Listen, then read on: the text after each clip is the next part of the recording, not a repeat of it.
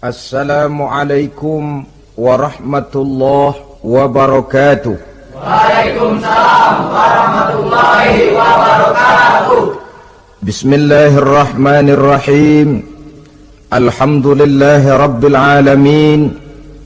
Wassalatu wassalamu ala ashrafil anbiya'i wal mursalin, sayyidina wa maulana Muhammadin wa ala alihi wa ashabihil mujahidin at-tahirin, amma ba'du. Saudara-saudara kaum muslimin rahimakumullah, kalau setiap muslim ditanya kepengen punya anak macam apa, saya yakin jawabannya pasti sama, kepengen punya anak soleh. Betul apa betul? Betul. Apa ada di sini yang kepengen punya anak jadi garong? Saya kira jangankan kita yang insya Allah termasuk orang baik-baik, orang yang tidak baik saja tidak pengen kok anaknya tidak baik. Maling saja tidak pengen anaknya jadi maling. Copet saja tidak kepengen anaknya jadi copet. Dia masih bisa bilang sama anaknya, "Nak, bapakmu sudah kadung jadi maling, kamu jangan nurunin." Itu yang ketahuan malingnya. Maling saja tidak pengen kok anaknya jadi maling, apalagi yang bukan maling. Tapi anak yang soleh ini, saudara, bukan proses yang sekali jadi. Anak soleh tidak akan muncul dengan simsalabim. Anak soleh tidak muncul dengan slogan. Prosesnya sudah diawali oleh pribadi sang calon bapak dan calon ibu daripada anak itu. Itulah sebabnya untuk mendapatkan anak yang soleh ada dua usaha yang harus dilaksanakan. Pertama, usaha zohir, artinya usaha yang kelihatan oleh pandangan mata. Apa saja yang termasuk usaha zohir ini? Pertama, pribadi calon bapak dan calon ibunya. Kalau bapaknya ahli sujud, ibunya gemar hadir di majelis taklim, meresap ke dalam kepribadian anak, ikut membentuk dirinya, sifat-sifat yang baik ini diharapkan akan menurun kepada si anak. Pribadi calon bapak dan calon ibu. Sebab ma fil aba fil abna. Bagaimana kebiasaan orang tua, begitulah anak. Kata pepatah, kalau bapak kencing berdiri, jangan heran anaknya kencing kabur. Kalau bapaknya bangun pagi jam 8, insya Allah anaknya jam 9. Jangan berharap anak mau sholat subuh. Kenapa? Bapaknya kasih contoh macam itu. Lalu suasana di rumah tangga, termasuk yang dimakan, yang diminum, termasuk pakaian kedua orang tuanya, ikut membentuk proses anak yang soleh ini. Kita kan tahu Rasulullah Shallallahu Alaihi Wasallam bersabda di dalam hadisnya, "Inna ahadakum yujma'u khalquhu fi batni ummihi arba'ina yawman nutfah." Tiap kamu diciptakan Allah dalam rahim ibunya itu 40 hari nutfah. Nutfah itu maaf, air kotor yang kalau ketemu di jalan kita jijik, dijual juga nggak laku, tapi kita berasal dari situ. Dan itu dihasilkan dari saripati makanan yang dimakan oleh sang calon bapak, sang calon ibu. Kalau calon ibu dan calon bapak senang memakan makanan yang haram, senang meminum minuman yang haram, maka itu akan melahirkan saripati makanan yang membentuk sperma yang dihasilkan dari makanan-makanan haram. Itu pun akan ada pengaruhnya dalam proses pembentukan anak yang soleh. Saya dulu berpikir, kenapa Islam ini kok kelihatannya sedikit-sedikit mesti ada doanya. Orang mau makan ada doanya, orang mau berpakaian ada doanya, berdiri di muka cermin berkaca ada doanya. Sampai seorang istri mau bergaul dengan suaminya ada doanya. Pemikiran ini terjawab setelah saya telaah dan menemukan di dalam kitab Ihya-nya Imam Al-Ghazali. Diceritakan di sana bahwa iblis yang tugasnya menggoda orang-orang kafir badannya gendut-gendut, sedangkan iblis yang tugasnya menggoda orang Islam badannya kurus, krempeng, ceking kayak morfinis.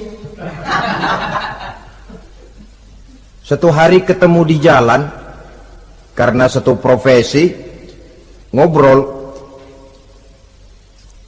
Ini iblis yang tugasnya menggoda orang kafir bertanya kepada iblis yang tugasnya menggoda orang Islam, badanmu kenapa kurus macam begitu? Kata yang menggoda orang Islam, bagaimana saya tidak mau kurus? Saya ini ditugaskan menggoda orang-orang Islam. Orang Islam itu kalau dia mau minum dia baca bismillah. Bismillah racun, saya nggak bisa ikut minum. Dia mau makan baca bismillah. Bismillah racun lagi, saya nggak bisa ikut makan. Dia mau tidur tarik selimut dia baca bismika Allahumma ahya wa amut, racun lagi aja. Saya nggak bisa tidur di selimut, terpaksa tidur di emper, mana keanginan. Dia mau bergaul sama istrinya, dia baca Allahumma jannibna syaitan wa jannibi syaitan fima razaqtana, racun lagi. Saya nggak bisa bantuin, cuma ngeliatin dari jauhan. Bagaimana nggak kurus makan hati? Kata iblis yang badannya gendut-gendut, untung benar saya menggoda orang kafir yang nggak ada bacaan apa-apanya. Dia makan, saya ikut makan. Dia minum, saya ikut minum. Dia tidur di selimut empuk, saya masuk ke dalamnya. Dia bergaul sama istrinya, dikit-dikit saya bantuin. Allah Karim, ini maaflah kalau sudah dibantuin iblis ini, jangan heran anak jadi sangar nantinya. Jadi sejak proses produksi awal, Islam sudah mengajarkan hal yang sedemikian rupa. Pribadi calon ibu bapaknya baik, makanan, minuman, dan pakaian terdiri dari yang halal. Suasana beragama kelihatan di rumah tangga. Ibu ahli sujud, bapak ahli sujud. Ini termasuk proses usaha yang zahir dari orang tua yang menginginkan anak yang soleh. Sampai terjadi proses kehamilan. Proses kehamilan itu kata Nabi 40 hari yang pertama nutfah, 40 hari yang kedua alaqah, 40 hari yang ketiga mudghah. Mudghah itu embrio, cikal bakal bayi. Setelah proses 3 kali 40 hari itu, barulah ditiupkan ruh ke dalam rahim sang ibu. 120 hari atau 4 bulan, perempuan yang hamil itu baru terasa perutnya bergerak-gerak. Ini berdasarkan pengalaman perempuan. Saya sendiri kebetulan alhamdulillah belum pernah hamil.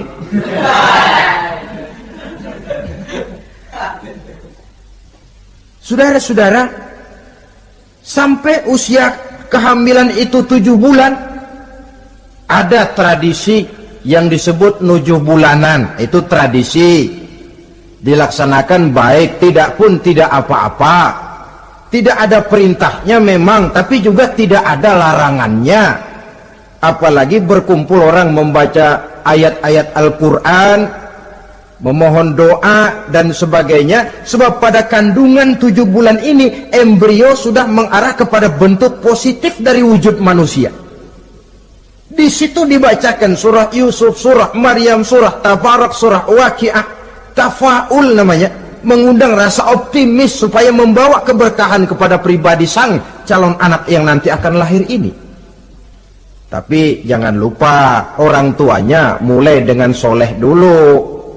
Jangan orang tuanya nggak mau sujud, nggak mau ibadah, istrinya hamil dibacain surah Yusuf supaya anaknya cakep kayak Nabi Yusuf. Begitu keluar anaknya kepalanya segi 4 kayak kaleng kerupuk. Apa surah Yusuf yang salah? Tentu saja orang tuanya yang tidak memulai kesolehan itu sendiri. Lalu usia kandungan 7 bulan ke atas, sang calon bapak mulai membantu-bantu istrinya. Kalau malam diusapi perut istrinya yang sedang hamil berat itu, sambil dibacakan surah Al-Insyirah, ya ngusap-ngusap sayang, bukan ngusap gemes. Alam nashrah laka sadrak wa wada'na anka wizrak allazi anqadha dhahrak, supaya Allah memberikan keringanan kepada kehamilan istrinya sampai kepada proses kelahirannya. Begitu sang jabang bayi brol lahir ke alam ini, sudah dicegat lagi oleh ajaran agama, diazankan. Diriwayatkan oleh Abi Dawud, kana Rasulullah sallallahu alaihi wasallam azana al-Hasan wal Husain fi uzunaihi al-yumna wa aqama fi uzunaihi al-yusra. Adalah Rasul mengazankan cucunya Hasan dan Husain di telinga kanan, mengkomatkan di telinga kiri. Bayi muslim lahir ke dunia dicegat dengan suara azan. Apa sebab? Bayi yang baru lahir ke dunia ini ibarat kaset kosong. Kalau kaset kosong dipakai merekam, daya rekamnya kuat. Maka bayi yang baru lahir ini, sebelum sempat dia dengar cintaku sedalam lautan Atlantik, belum sempat dia dengar gelas-gelas kaca, belum sempat dia dengar tembok derita,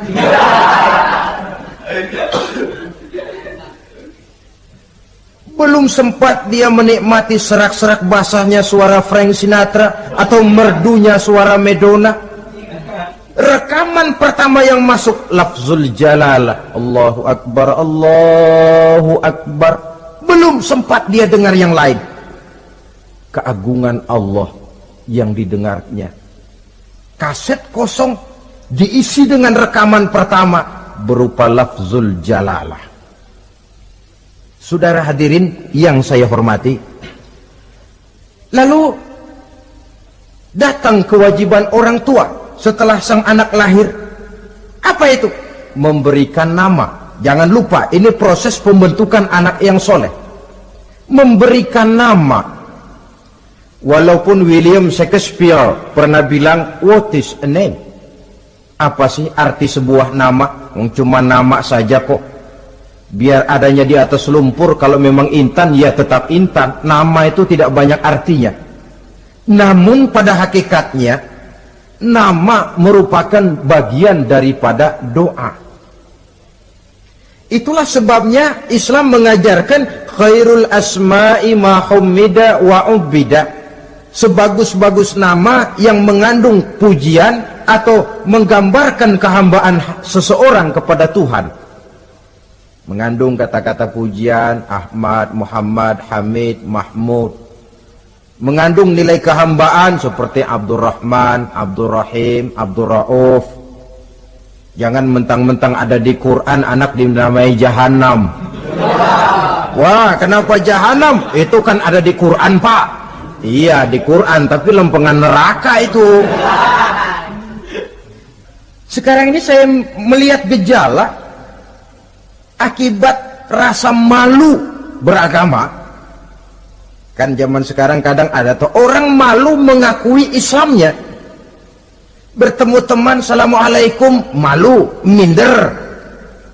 Berangkat ngaji bawa Quran, malu, minder, rendah diri, malu mengakui Islamnya. Termasuk diberikan nama yang berbau-bau Islam ini. Malu katanya, kampungan. Bapaknya kasih nama bagus, Ibrahim. Lantaran pengen nyentrik, dia potong Bram. Ibrahim kampungan, Bram aja nih lah.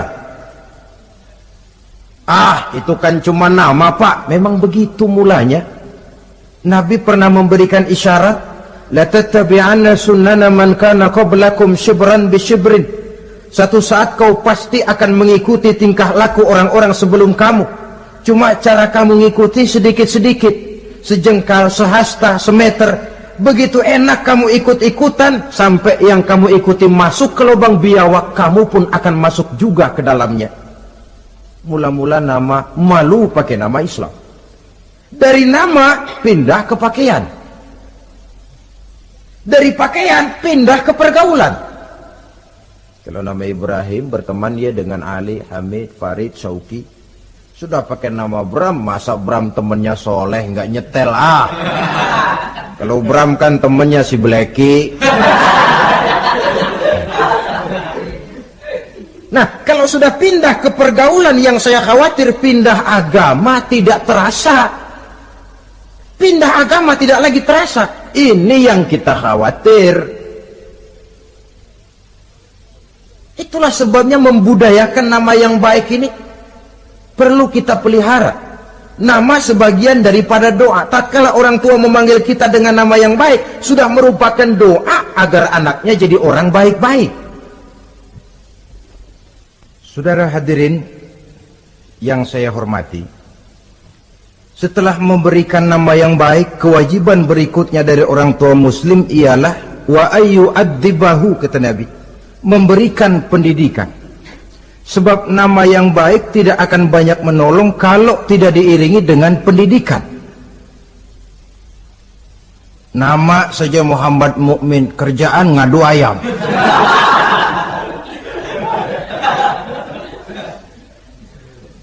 Nama yang baik tapi lantaran tidak diiringi dengan pendidikan, tidak akan banyak menolong.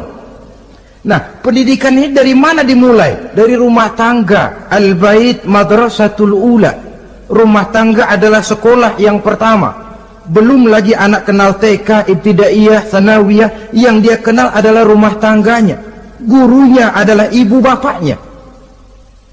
Dan proses mendidik anak ini tentu merupakan proses yang panjang, memerlukan pengorbanan dari kedua orang tuanya. Namun prinsip lebih baik sekarang orang tua berkorban daripada menjadi korban. Kalau orang tua tidak mau berkorban untuk mendidik anaknya, percayalah pada suatu saat dia akan jadi korban, dilawan oleh kebrutalan anaknya sendiri. Biarlah kita orang-orang tua ini peras keringat, banting tulang, pergi pagi pulang sore, kaki jadi kepala, kepala pun jadi kaki, untuk satu cita-cita agar anak-anak kita kelak lebih baik daripada kita sekarang ini. Mendidik. Karena kian hari kita dihadapkan dengan kenyataan peledakan penduduk, sulitnya lapangan kerja, persaingan hidup yang makin tajam, sulitnya ekonomi. Kalau anak kita tidak bekali dengan pendidikan, dia akan tersudut di pojok-pojok kehidupan untuk lebih banyak cuma jadi penonton daripada pemain di dalam kegiatan kehidupan ini. Nah, setelah memberikan nama yang baik, lalu mendidiknya, lalu datanglah usaha yang batin di dalam proses pembentukan anak yang soleh ini, yaitu mendoakan anak. Yang baik tentu doa dari orang tuanya sendiri. Sebab kata Nabi, doaul walid liwaladihi kadu'ain nabi li ummatihi. Doa orang tua kepada anaknya seperti doa Nabi kepada umatnya. Sebagaimana doa Nabi kepada umatnya tidak ditolak, begitulah doa orang tua kepada anaknya. Di keheningan malam, si orang tua ini sering bangun, tahajud, sujud dia di hadapan Allah dengan menitikkan air mata, memohon doa dengan doanya Nabi Allah Ibrahim, Rabbi habli minas salihin. Ya Allah, berikan kiranya saya anak yang soleh. Nabi Ibrahim tidak minta anak pintar. Nabi Ibrahim tidak minta anak yang tampan. Nabi Ibrahim tidak minta anak yang kaya dan punya kedudukan tinggi. Yang beliau minta, Rabbi habli minas salihin. Ya Allah, berikan saya anak yang soleh. Kelihatan ini ketika beliau punya anak bernama Ismail. Lalu turun perintah Allah, hai Ibrahim, potong leher anakmu Ismail. Nabi Ibrahim bermusyawarah, Ismail, saya abah, Allah memerintahkan saya untuk menyembelih leher kamu. Menurut pendapatmu bagaimana mimpiku ini, laksanakan atau tidak? Apa jawab Nabi Ismail? Ini bukti doa anak soleh. Abah, kalau memang itu benar perintah Allah, laksanakan Abah. Ya abati fa'al ma tu'mar, satajiduni insyaallah minas sabirin. Kalau memang itu perintah Allah, Abah, laksanakan, potong leher saya. Anak soleh. Kalau cuma anak pinter tapi nggak soleh, mungkin jawabannya nggak begitu. Nah, bapak disuruh Allah menyembelih leher kamu. Bagaimana nak, laksanakan jangan. Mungkin dia akan jawab, kenapa saya bapak aja potong yang udah tuaan.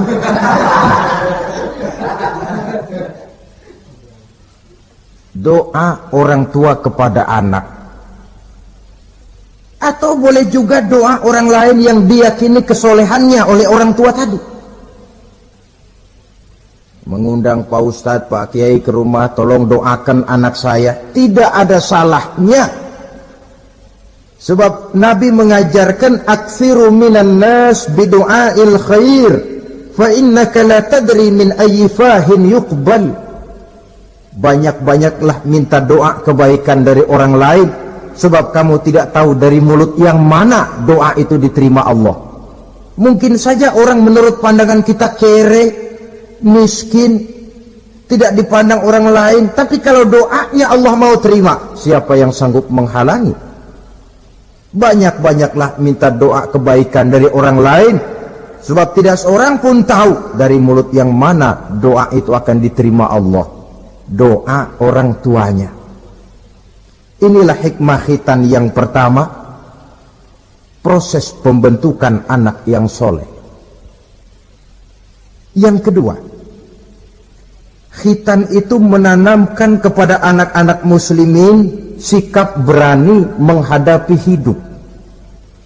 Di waktu kecil sudah dilatih mengalirkan darah, seolah-olah orang tuanya berkata, nak, hidup ini adalah perjuangan, nak. Perjuangan itu peras keringat, banting tulang, mengalirkan darah, kadang-kadang mengorbankan nyawa. Hidup bukan undian, nak. Jangan mengharap untung besar tanpa mau peras keringat. Berani hidup artinya berani menghadapi segala resiko yang ada di dalam hidup. Di zaman sekarang banyak orang yang takut menghadapi hidup. Pakaian mau bagus, makan mau enak, hidup mau terpandang dan dihargai orang, tapi kerja keras tidak mau. Paling-paling istilah orang maunya cuman hardolin. Hardolin itu bahasa Jerman, artinya dahar modal ulin. Santai. Ini kan takut menghadapi hidup, atau melihat bahwa stres hidup begitu tinggi, lalu mengundi-ngundi hidup. Dipertaruhkannya hidup di meja judi, dipertaruhkannya hidup di gunung-gunung, memuja-muja setan dan sebagainya. Itu pun termasuk orang yang takut menghadapi hidup, tidak berani menghadapi resiko yang ada di dalamnya. Cuma khayal saja membumbung tinggi, tapi keberanian untuk bekerja keras tidak ada. Anak-anak muslimin sejak dini, sejak masih kecil sudah dilatih mengalirkan darah. Hidup ini perjuangan, nak. Bukan santai-santai, bukan berleha-leha, bukan berandai-andai. Tidak akan pernah sampai kita kepada tujuan kalau hidup cuma diisi dengan berandai-andai, berleha-leha, bersantai-santai. Dia adalah perjuangan, jalannya menanjak menurun, banyak onak dan duri di sekelilingnya. Kuatkan pribadimu menghadapi hidup ini, ditanamkan sikap berani menghadapi hidup. Itu yang kedua.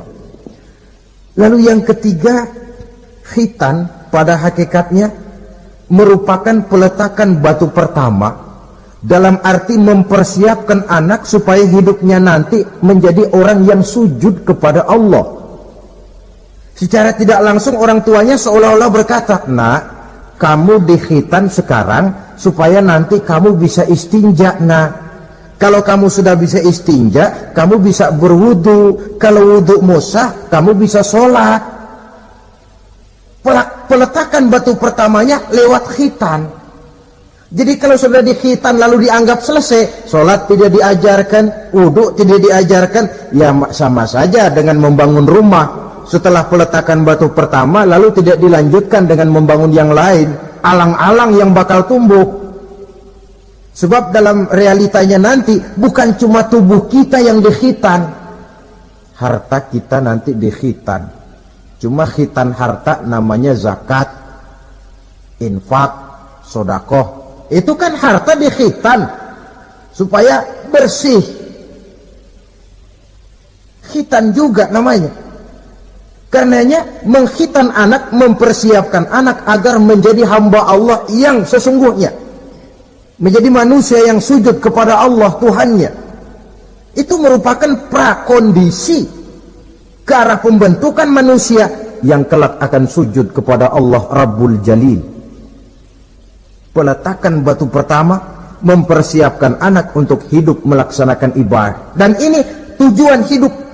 Allah jelaskan, "Wa ma khalaqtul jinna wal insa illa liya'buduni." Aku tidak ciptakan jin dan manusia melainkan untuk beribadah kepadaku. Masalah paling pokok bukan bertanya mengapa kita diciptakan oleh Allah, karena kita memang sudah ada. Masalah paling pokoknya ialah untuk apa kita diciptakan oleh Allah. Kalau saudara bertanya mengapa saya dibikin oleh Allah, itu hak Allah untuk menjawabnya. Manusia buntu. Sebab itu pertanyaan kita bukan mengapa kita diciptakan Allah, tetapi untuk apa kita diciptakan Allah. Yang bisa jawab tentu yang bikin manusia. Seperti juga kita tanya, Pak, untuk apa Bapak bikin bangku? Yang bisa jawab pasti ya yang bikin bangku toh. Sebagai pembikin, dia tentu lebih tahu untuk apa bangku itu dibikin. Untuk apa manusia diciptakan Allah? Jawabannya datang dari Allah. Wa ma khalaqtul jinna wal insa illa liya'budun. Aku tidak menciptakan jin dan manusia kecuali untuk melaksanakan ibadah kepadaku. Ini rupanya tujuan penciptaan manusia, agar kita menjadi orang-orang yang hidup melaksanakan ibadah dalam pengertian yang seluas-luasnya. Sejak ibadah pribadi yang langsung antara kita dengan Allah, seperti sholat, puasa, zakat, haji, sampai kepada ibadah yang tersalur melalui kehidupan bermasyarakat. Umpamanya membangun, memelihara kesehatan, menjaga keamanan di kampung, yang kalau kita niatkan untuk mencapai ridho Allah, insya Allah itu akan bernilai ibadah. Tujuan penciptaan manusia ternyata tidak lain untuk melaksanakan ibadah. Prestasinya di hadapan Allah bergantung kepada sampai sejauh mana nilai ibadah itu dilaksanakannya. Ini yang ketiga. Yang keempat, hikmah daripada khitan itu dari sisi orang tua, menempatkan perintah Allah di atas perasaan dan kepentingan pribadi. Ada enggak orang tua yang enggak sayang sama anaknya? Semua orang tua sayang kepada anaknya. Jangan anak sampai dipotong mengalirkan darah. Anak main saja, main layang-layang, jatuh pulang kakinya berlumur darah, sudah ribut orang tuanya. Kenapa nak? Kenapa sayang? Kenapa raja? Aduh, raja lah kita. Tapi ini perintah Allah. Perasaan pribadi, kepentingan pribadi kalah oleh perintah Allah. Ini mestinya watak seorang muslim. Kalau sudah begitu perintah Allah, begitulah kita laksanakan. Soal keberatan pribadi, perasaan pribadi, kepentingan pribadi, nomor belakang. Yang penting perintah dilaksanakan. Cobalah kalau khitan itu, anak yang begitu kita sayangi pada umur sedang lucu-lucunya, dipegangi dia, lalu dikhitan. Kadang dia menangis, mengalirkan darah, sakit dia 2-3 hari belum bisa berjalan dan bermain dengan teman-temannya. Tapi ada rasa luas dalam hati orang tua. Kenapa? Alhamdulillah ya Allah, perintahmu sudah saya laksanakan. Perasaan pribadi itu ditekan oleh perintah Allah. Perintah Allah di atas perasaan dan kepentingan pribadi. Kalau perasaan ini sudah kita miliki, itu pertanda nilai iman kita sudah mapan. Tidak cuma dalam khitan, dalam berbagai perintah agama. Hari Jumat berangkat kita dagang. Begitu 11:30 mendadak banyak yang beli, laku lagi. Sudah kedengaran suara azan, hayya 'alas shalah, hayya 'alal falah, pembeli makin banyak. Disitulah barometer iman kelihatan. Terusin melayani pembeli dan dapat untung banyak, atau perintah Allah yang sudah memanggil-manggil itu. Kalau perintah Allah di atas perasaan dan kepentingan pribadinya, dia akan tinggalkan dagangan itu. Dia akan bergegas menuju panggilan Allah. Saudara hadirin yang saya hormati, jadi perintah khitan ini mendidik setiap muslim agar perintah Allah berada di atas perasaan dan kepentingan pribadi. Hijau kata Allah, hijau kata kita. Putih kata Allah, putih kata kita. Ke barat kata Allah, ke barat kita melangkah. Ke timur perintah Allah, ke timur kita berjalan. Nyatanya kita ini sering paradok. Ke kulon kata Allah, nyetan kita berangkat. Ngalor perintah Allah, ngidul kita jalan. Putih kata Allah, hijau kita bilang. Paradok. Kenapa? Berpadu segala macam perasaan dan kepentingan dalam kehidupan kita yang kadang mengalahkan kepentingan agama, kadang mengalahkan kepentingan umat, mengalahkan kepentingan orang banyak. Tidak itu yang dididik di dalam pelaksanaan khitan ini. Ini yang keempat. Kemudian yang kelima, dari segi kesehatan, kulit yang dipotong, yang menutupi kulfah itu adalah tempat bersarangnya segala macam kotoran. Membiarkannya mengendap bisa saja menimbulkan kanker kulit. Maka untuk menjaga dan memelihara kesehatan, agama menganjurkan khitan. Di samping tentu ada unsur kepentingan biologis. Ini maaf-maaf lah, kalau nanti orang sudah bersuami, sudah beristri, akan terasa manfaatnya khitan. Lain loh yang dikhitan dengan yang tidak itu. Coba saja tanya orang, makan pisang itu yang enak dikupas dulu apa dimakan kulit-kulitnya? Ya mesti tentu yang enak ya dikupas dulu. Kalau kulit-kulitnya juga dimakan, rakus namanya. Belum lagi kemungkinan bisa jadi penyakit. Dari segi kesehatan, dari segi kepentingan biologis, perintah khitan ini kembali manfaatnya buat kehidupan manusia. Itulah sebabnya di dalam An-Nahl ayat 123 Allah Subhanahu wa taala menegaskan, "Tsumma auhayna ilaika an ittabi' millata Ibrahim hanifa wa ma kana minal musyrikin." Kemudian kami wahyukan kepada kamu wahai Muhammad, ikutilah agama Ibrahim yang hanif ini, dan tidaklah ia termasuk daripada golongan orang-orang yang menyekutukan Allah. Artinya syariat khitan ini yang berasal dari sejarah kehidupan Nabi Ibrahim diteruskan oleh syariatnya yang dibawa oleh Nabi kita Muhammad sallallahu alaihi wasallam. Maka kalau ayat menjelaskan inna dina indallahil Islam, agama yang diridhoi Allah itu cuma agama Islam. Islam yang mana? Islam yang dibawa oleh Nabi Adam, diteruskan oleh Nabi Nuh, diteruskan oleh Nabi Ibrahim, diteruskan oleh Nabi Musa, diteruskan oleh Nabi Isa, dan disempurnakan oleh Nabi kita Muhammad sallallahu alaihi wasallam. Karena seluruh rasul yang 25 ini sumbernya sama, Allah. prinsip ajarannya sama, la ilaha illallah. Cuma syariatnya saja yang agak berbeda, disesuaikan dengan situasi dan kondisi dari umat yang dihadapi oleh Rasul itu. Nabi Sulaiman misalnya ada sholat, tapi sholatnya Nabi Sulaiman tidak pakai rukuk dan tidak pakai sujud, berdiri saja. Zaman Nabi Nuh ada puasa, tapi puasanya versi Nabi Nuh lain dengan puasanya versi kita sekarang ini. Syariat berbeda sesuai dengan situasi dan kondisi. Tapi khitan sejak Ibrahim, Ismail, Ishak, sampai kepada Musa, sampai kepada Isa, sampai kepada Nabi kita, terus berkelanjutan sampai hari akhir nanti. Jadi bukan merupakan syariat baru. Pengukuhannya dalam An-Nahl 123 ini, aku wahyukan kepadamu Muhammad, ikuti agama Ibrahim ini, agama tauhid, yang diantara syariatnya adalah pelaksanaan khitan. Sedangkan Ibrahim seorang yang hanif. Hanif ini lebih tinggi daripada sekedar taat.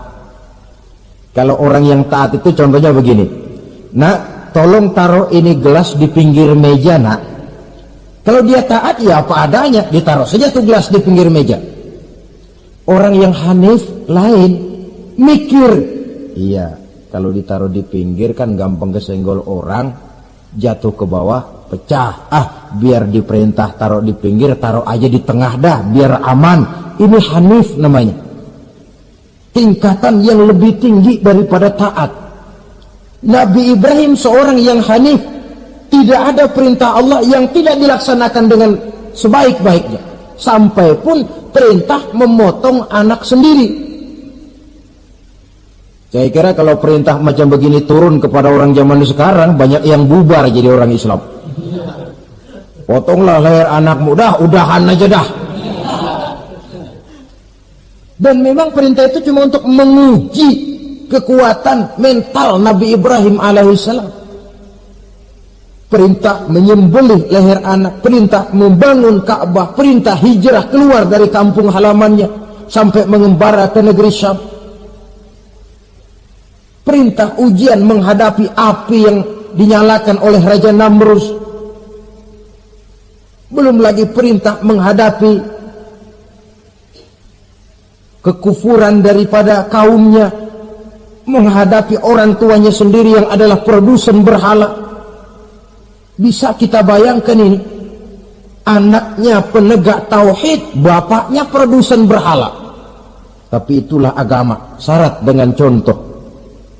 Yang anak bapaknya nabi, anaknya bajingan. Yang anaknya nabi, bapaknya pembuat berhala. Karena memang hidayah itu adalah hak prerogatif dari Allah Subhanahu wa ta'ala. Diberikan kepada siapa saja yang dikehendakinya. Saudara-saudara kaum muslimin rahimakumullah. Oleh sebab itu saya mengajak kepada seluruh umat Islam, kalau melaksanakan walimatul khitan, mengkhitan anak, boya sudah lewat masanya cuma sekedar diramein dengan layar tancap atau orkes madun.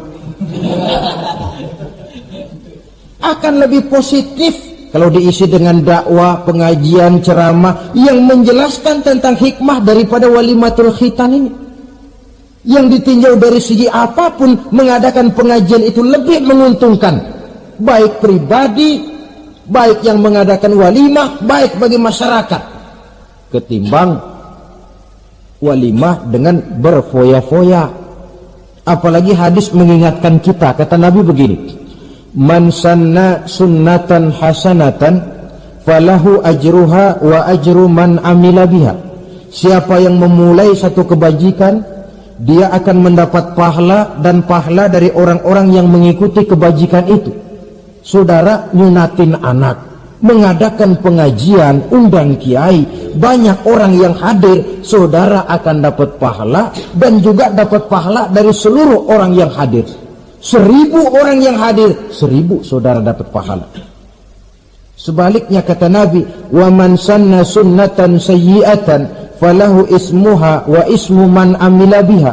Siapa yang memulai satu kejahatan, dia akan mendapat dosa dan dosa dari seluruh kejahatan yang terjadi pada malam itu. Jadi kalau saudara nyunatin anak, pesta, mengundang apa film, apa orkes, maka seluruh maksiat yang terjadi pada malam itu di tempat itu, saudara ikut dapat dosanya.